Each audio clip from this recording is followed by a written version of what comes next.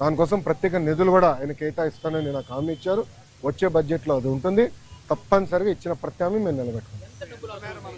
Estimates అని మార్చి వరకు వస్తుంది.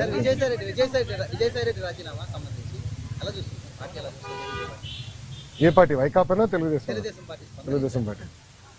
ఇప్పుడు ఒకటన్నా, తల్లి చెల్లికే జగన్మోహన్ రెడ్డి గారి పైన నమ్మకం లేదు. ఇంకా పార్టీలో ఉన్న నాయకులకు ఎలాంటి నమ్మకం ఉంటుంది? ఎప్పటి నుంచో చెప్తున్నా వైకాపా నాయకులు డబ్బుల కోసం పార్టీనే అమ్మేస్తాడు ఈయన అని. ఇప్పుడు అది నిజం అవుతుంది కదా. ఒక్కొక్కరు రాజీనామా చేసుకుంటూ వెళ్తున్నారు.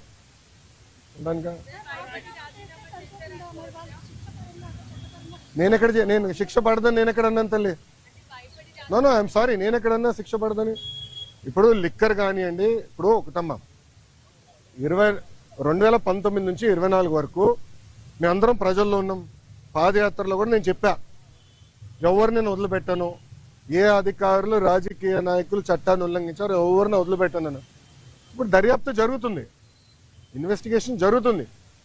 త్వరలోనే అన్ని బయటకు వస్తే నేను భావిస్తున్నాను. So let investigation get completed అమ్మా. అక్కడ విజయసాయి రెడ్డి గారు ఉన్నారు, లేదంటే ఎల్లయ్య పుల్లే ఉన్నారు అనేది టైం విల్ ఉన్నట్టాలి కదమ్మా. సో ఇన్వెస్టిగేషన్ జరగకుండా నేను ముందలే మాడతాం కూడా కరెక్ట్ కాదు. Let investigation happen. Yes yes మీరు కాకినాడ పోర్ట్ విషయం కూడా మీ అందరు తెలిసిన విషయమే. కాకినాడ పోర్ట్ కూడా అడ్డగోలుగా తుపాకులు పెట్టి రూపాయి ఆస్తిని సుమారుగా 6 పైసలకి కొట్టేసడానికి ప్రయత్నించారు.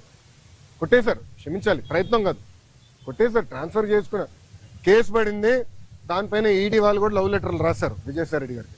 రా బిడ్డ రా అని ఇంటికి. అన్ని బయటకు వస్తున్నాయి కదా. సిమిలర్ వ్యాషన్ దీనిపైన కూడా కంప్లైంట్లు వస్తాయి, తప్పనిసరిగా యాక్షన్ తీసుకుంటాం.